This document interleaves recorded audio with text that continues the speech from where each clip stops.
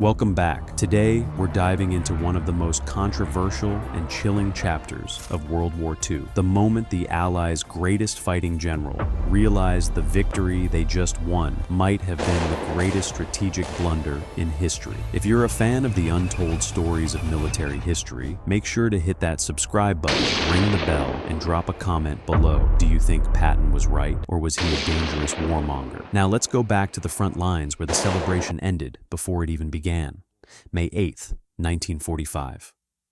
09:14 a.m. A dusty airfield near Pilsen, Czechoslovakia. The air should taste like victory. Across the continent, the thousand-year Reich has collapsed into a heap of charred brick and broken glass. In London, Paris, and New York, the streets are a sea of confetti and weeping crowds. But here, on the bleeding edge of the American advance, the atmosphere is as cold as a tomb. General George S. Patton Jr. stands atop a mud-spattered M3 scout car, his ivory-handled revolvers glinting in the pale spring sun. He isn't looking at the thousands of German soldiers surrendering their Lugers. He is looking past them. Through his binoculars, the horizon is choked with a different kind of dust. The heavy, rhythmic churn of Soviet T-34 tanks and the endless columns of the Red Army. You can almost feel the static electricity in the air as the two greatest land forces in history finally collide. There is no cheering. There are only stares. On one side, the GIs of the Third Army, well-fed, backed by the greatest industrial machine ever built. On the other, the soldiers of the Soviet Union, hardened by 4 years of total annihilation, their uniforms caked in the dust of 1,000 burned villages from Stalingrad to Berlin. To the rest of the world, these are the liberators. To Patton, they are a tidal wave of red steel that doesn't plan on stopping. "We've defeated the wrong enemy," Patton snaps to his aide-de-camp, the words cutting through the air like a whip. The old blood and guts doesn't see a comrade in Marshal Zhukov or a friend in Uncle Joe Stalin. He sees a Mongol horde that has just been handed the keys to Central Europe. While the politicians in Washington talk about a new world order and the United Nations, Patton is watching Soviet soldiers loot the very towns his men just bled to liberate. He sees the systematic execution of Polish officers and the disappearance of anyone who speaks of democracy. For Patton, the war didn't end with the signing of the surrender in Reims. It merely changed shapes. He paces the floor of his headquarters that night, his boots clicking like a metronome of impending doom. He begins drafting a series of urgent, borderline insubordinate telegrams to Supreme Allied Commander Dwight D. Eisenhower. His message is simple, brutal, and terrifying. Do not stop. Do not demobilize. Give me the word, and I will drive the Third Army all the way to Moscow before the summer is out. You can imagine the scene at SHAEF headquarters when Patton's messages arrive. Eisenhower, a man trying to balance the egos of Churchill, Roosevelt, and the increasingly paranoid Stalin, views Patton as a ticking time bomb. The war is over. The people want their sons back. But Patton argues that bringing the boys home now is a death sentence for the next generation. "I have no particular desire to understand them," Patton says of the Soviets during a tense dinner with Allied brass, his voice rising with every word, "except to ascertain how much lead or iron it takes to kill them." He isn't just talking, he is preparing. Behind the scenes, Patton begins a controversial and secret assessment. He orders his staff to stop the wholesale destruction of captured German equipment. He starts segregating the most elite German Panzer crews and officers, not to try them for war crimes, but to keep them in reserve. He believes that within months, the American soldier and the German soldier will be standing shoulder to shoulder in the snows of Russia. To Patton, the Wehrmacht was just a sparring match. The Red Army is the heavyweight fight he was born for. But as Patton readies his tanks for a war no one else wants to fight, he realizes he is being watched, not just by the Soviets, but by his own government. His phones are tapped. His movements are tracked. The man who saved the Allies at the Bulge is suddenly the most dangerous man in Europe, not to the enemy, but to the peace. And then comes the meeting, the one where Patton decides to stop suggesting and start demanding. He is about to walk into Eisenhower's office with a plan that would have launched World War III in the summer of 1945. May 14th, 1945. 10:00 a.m., Schiff headquarters, Frankfurt, Germany. The air inside the IG Farben building is thick with the scent of floor wax and high-stakes bureaucracy. General Dwight D. Eisenhower sits behind a desk cluttered with reports of starving refugees and collapsing supply lines.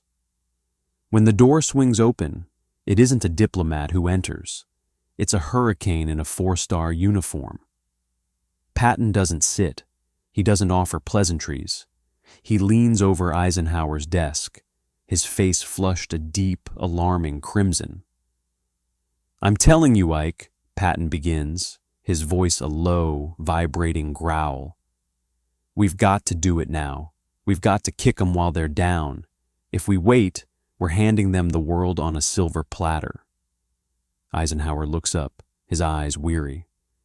He knows what it is.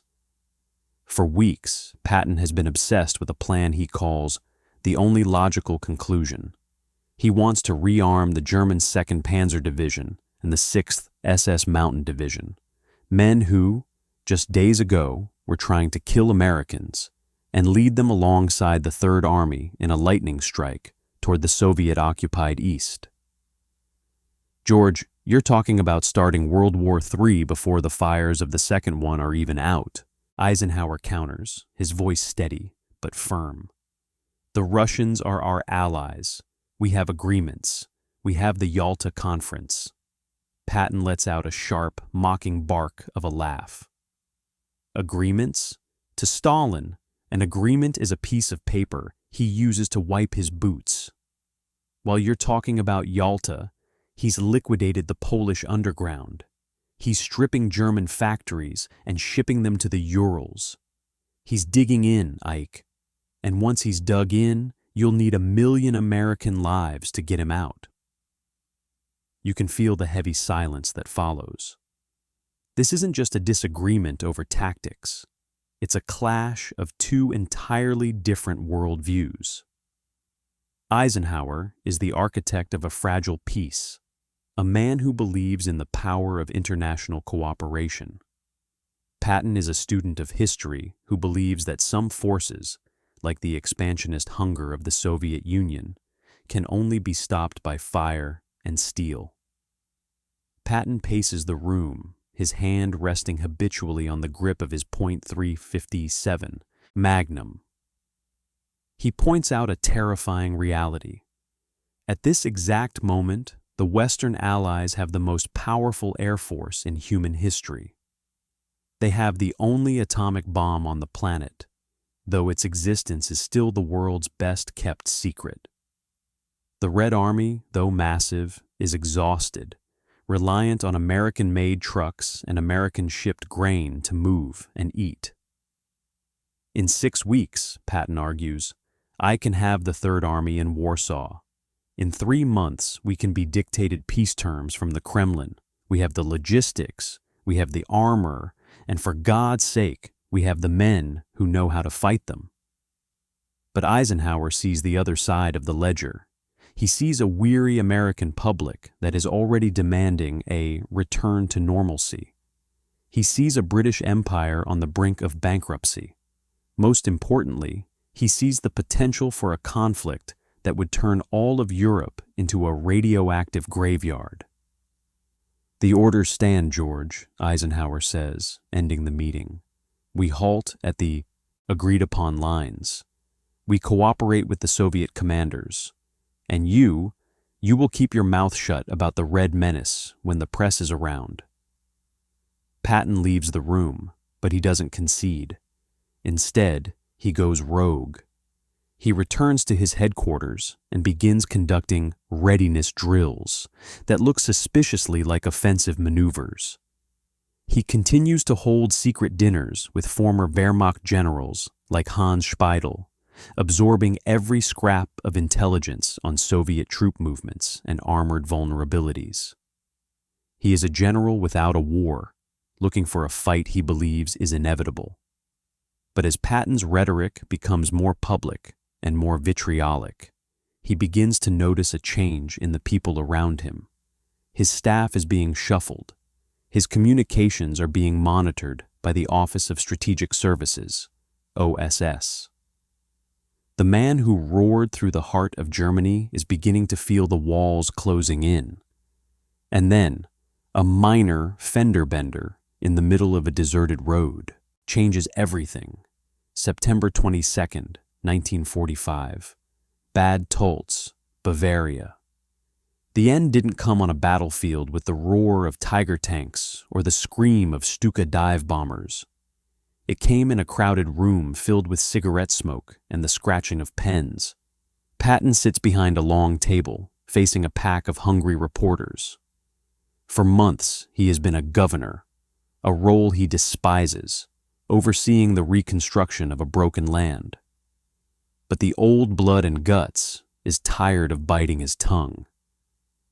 When a reporter asks a loaded question about his lenient treatment of former Nazi officials in the Bavarian administration, Patton snaps. "This Nazi thing," he says, his voice carrying that high-pitched, dangerous edge, "is just like the difference between the Republicans and the Democrats." The room goes silent. The pen stops scratching. In one sentence, Patton has equated the party of the Holocaust with American democracy. To his enemies in Washington and the Soviet spies listening in the shadows, it is the perfect weapon. Within hours, the quote is on the wires. Within days, the headline, "Patton says Nazis just like Democrats," is screaming from every newsstand in America. Eisenhower has no choice. The political pressure is a tidal wave. He relieves Patton of his command of the beloved Third Army, transferring him to the Paper Army, the 15th Army, a tiny unit tasked solely with writing the history of the war. It is the ultimate insult. Patton is being told to stop making history and start writing it. You can feel the bitterness in Patton's letters to his wife, Beatrice. He knows he has been sidelined, not for his incompetence, but for his foresight. He watches from the sidelines as the Iron Curtain Churchill warned about begins to descend. The Soviets are consolidating power in Romania, Bulgaria, and Hungary. The Mongol horde he feared is now an empire. "I will not be a funeral director for the American army," Patton tells a close friend. He begins planning his retirement, intending to return to the United States and take the skin off the politicians who allowed the Soviet Union to swallow half of Europe. He has journals. He has records. He has the names of those he believes betrayed the victory. December 9th, 1945. 11:45 a.m., near Mannheim, Germany. Patton is headed for a pheasant hunt. He sits in the back of his 1938 Cadillac 75, his staff officer General Hobart Hap Gay beside him. The war is over. The roads are clear. But as they approach a railroad crossing, a 2.5-ton army truck, driven by a soldier who shouldn't have been on that road, suddenly swerves. It isn't a high-speed collision. It is a low-speed, awkward impact. The Cadillac's front end is crumpled. General Gay is unhurt. The driver is unhurt. But Patton is thrown forward. His head strikes the metal frame of the glass partition. "I think I'm paralyzed," he whispers, his voice calm even as the world around him descends into chaos. As he lies in a hospital bed in Heidelberg, his neck broken, the man who survived the mud of the Meuse Argonne and the deserts of Tunisia, is dying in a bed. But even as his body fails, the rumors begin to swirl. Why was the truck there?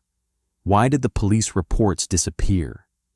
Did the Soviet NKVD, or perhaps even the American OSS, decide that Patton knew too much and talked too loud? 12 days later, on December 21st, George S. Patton Jr. breathes his last. He is buried in Luxembourg, facing east, toward the enemy he was never allowed to fight. He left behind a warning that the world would ignore for decades, a warning that the Cold War was a conflict that could have been ended before it ever began. But as the decades passed and the Soviet Union became the nuclear-armed superpower he predicted, many began to look back at the mad general and wonder, was he a warmonger, or was he the only man who saw the truth?